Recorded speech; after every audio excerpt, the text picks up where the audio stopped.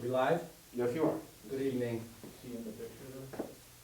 Oh, the little picture on the side. Okay. All right. All right, we're good to go, I guess. Okay, can everyone just announce who's here for a roll call? Kelly, if you're here, can you begin that? Sure. Priscilla Crisella. Robert Dyer. Here. Eric Dye. Here. Christine Arnold. Ben Catanzaro. Here. Roxanne Valancourt. Here. Natalie Blue James. Robert Hiscock. Here. All right, we have a quorum, so I will officially call the meeting to order. And we'll start with the pledge, if we could. Pledge allegiance To the flag of the United States of America and to the republic for which it stands, one nation, under God, indivisible, with liberty and justice for all. Hey, Bob, can I ask whoever else is on the line, can they introduce themselves as well? Yeah, I was gonna do that to see who else. All right, whoever else is on the line, can you introduce yourselves as well tonight? Michelle Rayner, Director of Curriculum is here. Good evening. Okay. Tony Giuliano, Director of Finance and Business Operations. Hi, Kurt Ogren, Principal of Woodland, I'm here. Dana Mulligan, Assistant Principal. Derek Muher, Principal of Long River Middle School. Right. Regina Murzak, Principal of Laurel Ledge. Gavin, are you there, student council rep? Yeah, I'm here. Gavin Moffett, Student Government Representative. Great, Gavin. Oh, hi, Emma Flaherty, also Student Oh, Government hi, Emma. Representative. Hi, Emma. Wonderful. Hi. Shelley McNulty, Director of Special Ed. Matthew Brennan, Director of Technology. All right, we're great, thank you, Bob. All right, let me Hi, just say, hey Carol, guys, I'm here too. Oh, hi Christine, great, Kelly, Christine's here. We spoke an hour ago, I thought you'd be on the phone, Christine, thank you. Thank you. 2 minutes late, okay. all right, listen, while we got your administrators on the line, please relay it to your staff and everyone else, however you do it, that the Board of Ed is thoroughly impressed and very thankful for the job that they are doing. It's tremendous. I've been making comparisons to other school districts. I'm on a thread with other boards of education chairs around the state, comparing what we're doing, and we are by far out of front of everybody else, and it's all to your efforts and the efforts of your staff, so please pass that along to them. Okay? Any revisions to the agenda? No revisions tonight, Bob. All right, can we have a motion then to approve the minutes of April 8th? So moved. Contact. Got a second out there, someone? Christine Arnold, second. All right, any discussion? All those in favor, please say aye. Aye. Those opposed? All right, motion carries. Town officials, did we hear anything from town officials? I had no input tonight. What I do think though is important, Bob, to let people know that I did, text and send Jerry Smith, First Selectman of Beacon Falls, a letter, and that yourself, myself, Priscilla, and Mayor Bob had a phone call about the budget for next year, and we had a very open conversation about, overage, or if they'd like to see some type of reduction as we anticipate some overages for this year. And the consensus was that the board is prepared to come in at a 0, and that any overage would be in the form of a reduction in February after our audit in January, and they seemed pretty comfortable with that. So that was our conversation with town official. When we get to superintendent update, I'm gonna speak a little bit towards the budget as well. I think the note there, guys, is we are working behind the scenes cooperatively with the town to be as transparent as we can with the budget and all of the overages and savings and other expenses that we might be incurring as a result of the closure. And we will do whatever we can to help the taxpayers in both towns as a result of this. Any public comment? We sent 3 test runs for questions, so we know our site is working. Over the last couple of days, we do not have any questions online. Okay, correspondence?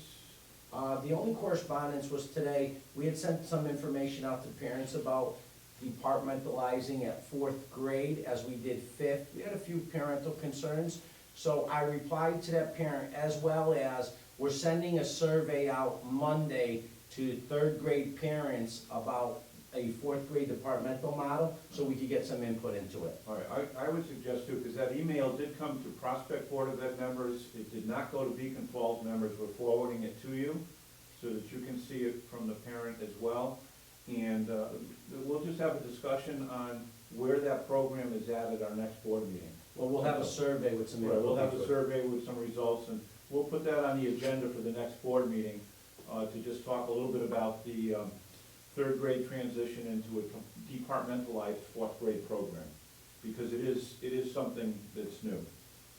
All right, treasurer's report. Let's see, Nazia is not here, I'll read it. The balance of the general fund as of today is $4,694,747.03. Tonight's invoices total $104,046.05. The general fund is $92,290.85. Federal and state grants, $9,600. Adult debt and other grants, $2,155.20. Capital non-reoccurring project 0. Those are the invoices through 4/21/20, and that is the report. Any questions? All right, seeing none. Emma or Galvin, got anything you want to say? How are you guys holding up?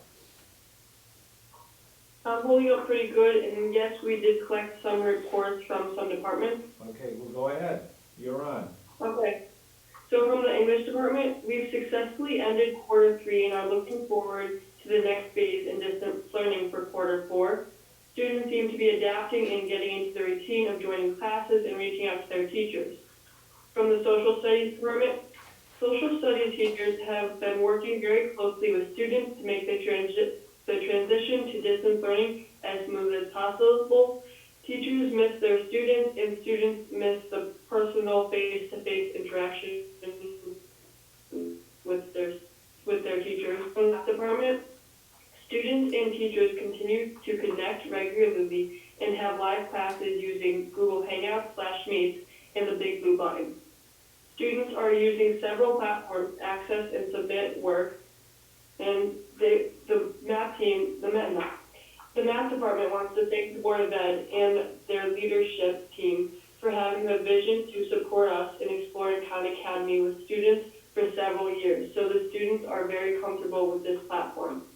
The math lab is running with Ms. Richardson, and Ms. Richardson has been providing support and instruction to students who have been identified and have been in her intervention roster for this full school year. The decision to go to a pass-fail is fully supported by the math department, and students are reporting feeling less anxious about this quarter and are still engaged in learning. That's great. We have communicated updates with AP testing and SAT testing to students, and it is my understanding that students are aware of the changes and are prepared for the online AP test. Students also continue to prepare for the SAT, which will take place sometime in the fall, hopefully. Your foresight and vision, combined with your strong pull on social emotional learning, has set our students to a strong foundation to make good, positive choices for success with distance learning. The math department thanks Mr. Ogren and all of our leadership team for making this transition as smooth and efficient as possible. We are so proud of the members of Region 16 school community. Thank you. Then from the guidance department, school counselors have been busy staying in contact with students over email, phone calls, and Google Meets. If a student notices a student is not engaged, the counselor will reach out to them for a solution. From the science department, teachers in the science department have worked hard to make the transition as seamless as possible. to the distance learning model. We have had many decisions about student engagement, and we feel we have made the best one. We miss our students and our colleagues, and we know in our hearts that we are serving our community to the best of our ability. On behalf of the teachers of the science department and all teachers of Region 16, thank you for your support and guidance. And from student government, the WRSG Executive Cabinet is looking into distance elections. That is it. Thank you. Hey, Galvin, thank you and Emma for participating tonight. Any questions for the students? Any concerns? No, I did hear that, they're looking to schedule the prom sometime in July, which is a bit of Yeah, good it's news. scheduled for July 24th. Okay, that's a bit of good news for the seniors, and, let's hope we can do graduation on the 12th. Okay? All right, moving on. Exemplary people, again, recognizing the staff for all they're doing, and in particular, the food service people. I know that I've heard many positive comments around town about the food service that we're providing, so, thumbs up to all of you guys, great job. Bob, I'd also like to recognize Kristen Langle, our Fine Arts Department Chair. She was selected on behalf of the Connecticut Art Education Association as the 2020 Connecticut Art Supervisor and/or Administrator of the Year Award. Wow, I just very received that today, so I thought I would recognize her, and we'll do something nice when things open up, hopefully with the Either now or meetings. at the breakfast in the fall. Yeah, so we'll recognize her, but I thought that was a tremendous honor. So congratulations, Kristen, and thanks all her faculty members that have supported her with that in the administration. Okay, any comments, anybody? All right, seeing none, we'll move to the superintendent's report. I sent a quick update to the board members today so you could have it visually. I've been holding my weekly leadership team and department cabinet meetings. The schools have been holding their meetings, grade level meetings, specialist meeting, and leadership teams. Today we had an administrative meeting. It was fairly lengthy. We talked about some of the placeholders for items we'll be talking about as May comes. As you know, we've been doing 2-week look-aheads, and then we have 4-week vision for where we are as a district. We're fully staffed with people working in areas we needed them to work in, so it's not just our certified staff, but our non-certified staff as well. We are gonna start talking in the next 2 weeks, allowing certain secretaries to come in and working at the buildings with masks in different offices. We're also having ongoing conversations about starting to do a lot of our summer work in classrooms, because we know we're waiting for the 20th from the governor, but we really don't anticipate being back. And if that's the case, we're really gonna get a jump start on a lot of our summer cleaning and stuff. But we will wait to hear final decisions on that. We talked today about student assessment planning for the middle of May. In the planning process we talked about today, we're gonna look at doing some type of assessment for K-8 students, a modified I-Ready or standard-based assessment, something that we're gonna require in about 3 weeks, middle of May, where it's gonna be mandated that kids are gonna have to, at a certain time slot, be on and do a short assessment, so it'll give us some insight towards the end of the year about placements for next year and to see where some of our kids' skills are. It may be challenging for families, but we're gonna give them 3 weeks notice so that they can plan, just like a parent or a grandparent would be planning to come to a 5th grade graduation, promotion ceremony, so forth and et cetera. We're gonna be requiring that kids do take this assessment on a specific day. We really need that information in order for us to be able to, you know what his name is? Thank you. In order for us to be able to look at the skills we need for our kids who haven't had the advantage of being in school. So those conversations are going on, and we'll notify parents, kids, and families next week. We are gonna do 2 surveys next week. One is a survey for district learning with parents and for kids to see how it's going, what we need to know, how we can improve for the next 8 weeks. We're also gonna do a survey for our 2nd grade and our 3rd grade parents about the departmentalizing of the 4th graders. The high school has been working on senior morale planning, and it's in its implementation stages. We're looking at a Woodland Strong video, some senior spotlights, some senior Strong t-shirts and some senior road signs. We wanna make sure that our seniors know we do appreciate them and we are empathetic to what's going on right now. We're gonna continue with planning for graduation on June 12th. However, we're gonna be starting to look at different options for graduation, some type of virtual graduation or tentative dates in case the gathering is not a possibility. Also, Region 16 community correspondence will go out again on the 27th Monday from my office. I'm trying to send correspondence every 2 weeks, which is an update on district learning, transition planning for 5th and 8th graders with options, certain celebrations. I've talked to some parents who have reached out to me and some PTOs, and we're gonna look at probably doing some stuff in another week or two for kids to know that, hey, we want them to stay engaged and that we appreciate the efforts of everybody in the Region 16 community. And we also will begin May 1st talking about summer school planning and ESY, extended school year. Now, we're hoping that that's still a possibility. We may push it back later, but we're hoping that we have an opportunity to bring some of our kids. We want to look at some of the gaps that we're seeing now to address over the summer. And I had a conference call today with the state of Connecticut and Commissioner Cardona. And the questions we're asking and our conversations are happening. There were 166 superintendents or superintendent designees, and we're all talking about the same things. What you're doing for graduation, how are you planning summer school, how are you negotiating your contracts, can you extend funding?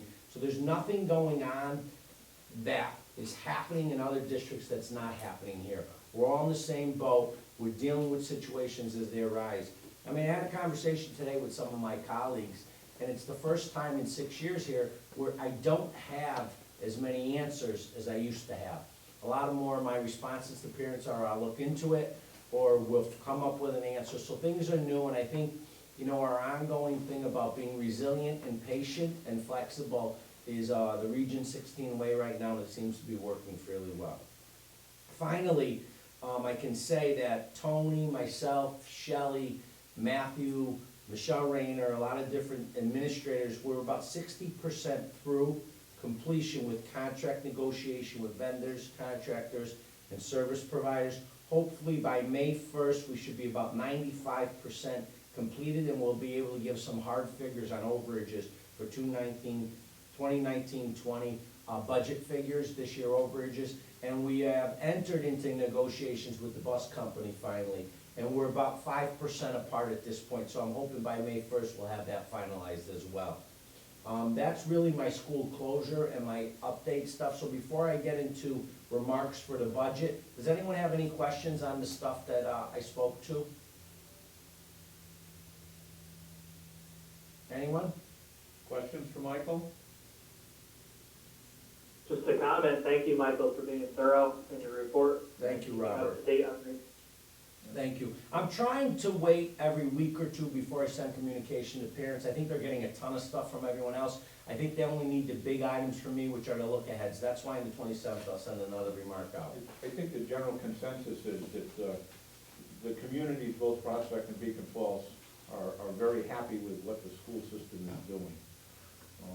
There's a few disgruntles here and there, but for the most part, I think everyone is very, very pleased with the efforts that we've put out and the communication that we've maintained with them. And a lot of that thanks goes to, you know, I'm looking at Matt sitting across the room from me, taking care of all the technological stuff for parents and all of that. You know, there's a lot of behind-the-scenes stuff that goes on up here that we can be very thankful for. All right, Bob, Michael? can I reinforce that? Today's administrative meeting, at our roundtable, I think everybody raved about Matthew and what he's done so far. The common theme was, without Matt Brennan and his department, we would not be where we are.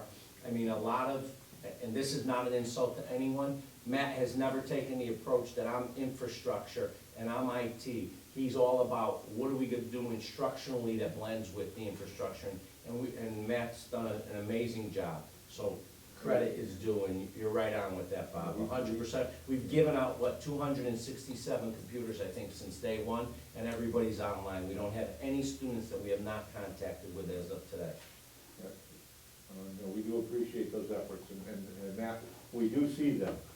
Thank you, I Sometimes appreciate it. Sometimes you don't realize that, but we do see them. Yeah. As far as final budget remarks, I'd be remiss if I don't bring this up, because it's been an ongoing conversation.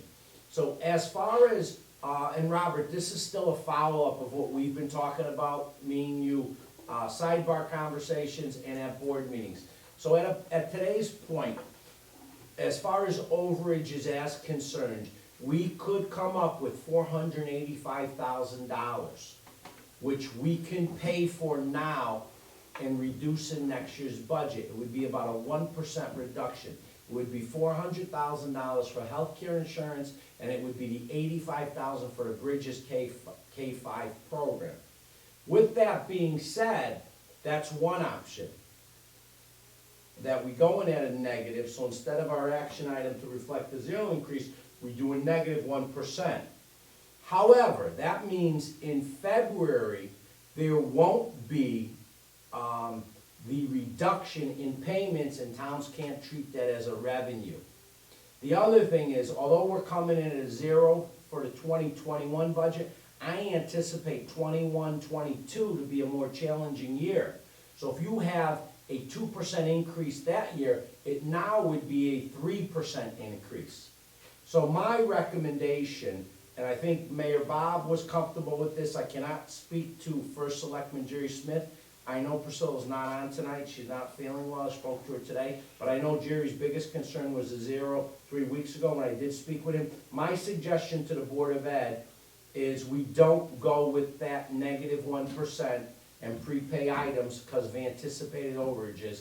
My recommendation is we stay with the zero, and we have towns recognize that as revenue in February. So those are my final remarks. I'm open to talk about it. And I think I have to say that because every board member needs to be a part of that decision. But I am still in support of us for about the 6th year in a row, coming in at a zero, and towns recognizing that as revenue and using that anticipated, we can't say we're gonna have it, but we do anticipate it with our contract negotiations for the following year.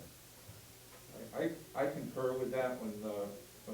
Michael and I have been talking, we've been talking with the mayor. Priscilla and I were on a conference call with the mayor and Tony the other day, and we've emailed Jerry down in Beacon Falls. I texted him, I apologize. My concern is the same, and I said it to Michael immediately, that if we prepay something now, we have to put that money back into next year's budget, the following year budget, which we already know is going to be a difficult budget year.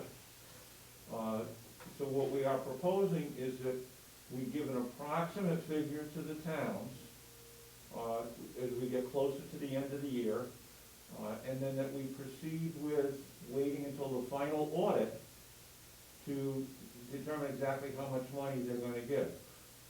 I'm also suggesting that part of the savings from this year, that we, the board, definitely consider moving some of that into our capital non-reoccurring, and then giving the rest of it to the town as potential revenue that they can list as a one-time revenue from the Board of Ed in next year's budget. That allows both towns to reduce their anticipated mill increase. If there is going to be one prospect, I don't know about Beacon Falls, but it allows Bob to reduce an anticipated mill increase by X number of dollars. I think that's the safest. Which is a draft, it's not a guarantee, Right. this is No all guarantee. projections, that Right. needs to be said And publicly. we've been very clear to them that we can't give them an exact figure until it's audited. Something, heaven forbid something happens between now and the end of the year. We have a major expense of some sort. I don't anticipate that happening, but I think it's the most prudent way to go, given what we know about the budget, not next year, but the year after that as well.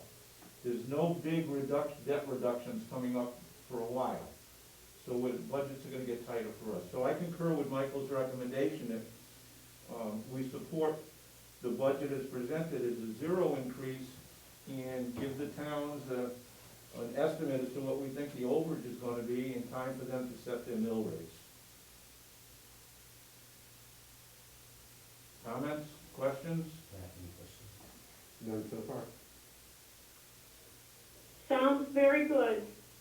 This is Roxy. Oh, Roxy, thank you. Anyone else? I mean, really, this is the time to speak. I'm really open to recommendations. It's your budget at this point for Right, the board. it's ours, but be assured that Priscilla and I have been in contact, we've had numerous discussions over this, I've talked about it with, Nazir a little bit, the board's treasurer as well. He was in concurrence with the recommendation as well. So that's the route I think we should take. I think that makes sense, Christine. Thanks, Christine. Yeah, okay.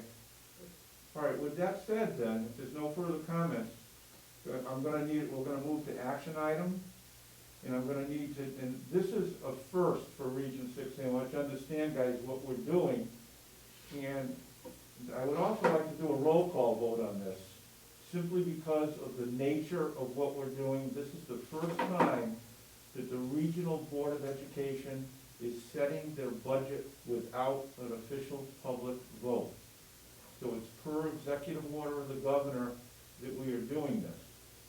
So I'd like to have a motion to adopt the 2020-21 budget, proposed budget of $40,731,402, which reflects a zero increase in our current budget.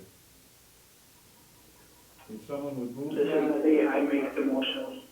Oh, Nazir is on. Welcome aboard. Is I there a have been second? on, I just was muted before, so. Okay. I'll second it, Christine. All right, it's been moved and seconded, and I am calling for a roll call vote simply so that we're all on record as to exactly what we are doing. This is probably one of the bigger decisions we've had to make in our times. So Kelly, will you take a roll call? Yeah, sure, I understand Priscilla's not here, so Robert Dyer, Vote aye. Eric Dye, Vote for. Christine Arnold, Yes, for. Ben Canzero, For. Roxanne Valencourt, Yes, for. Nazir Nujay, Yes. Robert Hiscox. Yes.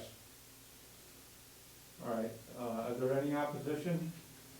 Seeing none, I'm gonna say that the vote passes unanimously by the board members present.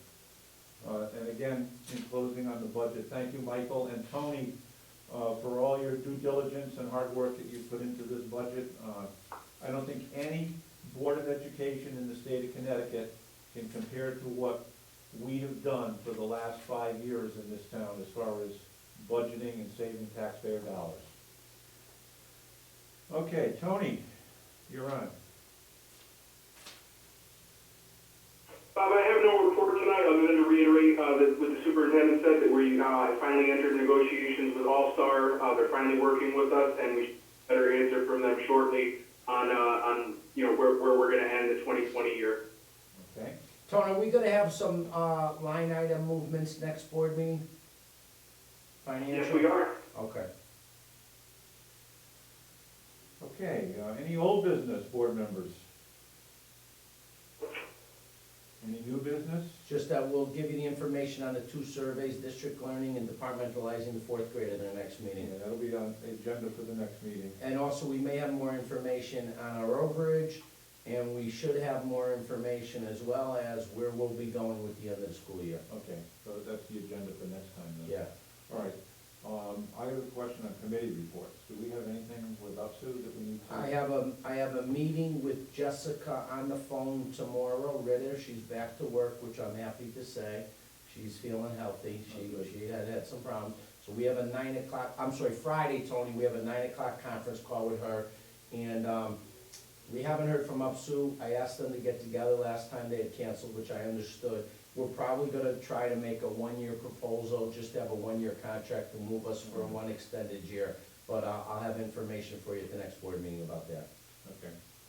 Any other committees that have anything that they need to update? Just that over the summer, when we get together, we're gonna have a curriculum committee on some courses, college level courses and some conversations. But that'll happen, Eric, when we come together. We really don't wanna do it over the phone. Yeah, that makes sense. Okay, so as soon as we're able to meet, the curriculum committee will be the first committee we have. If we have to, in August, we may have to have a meeting online, Eric.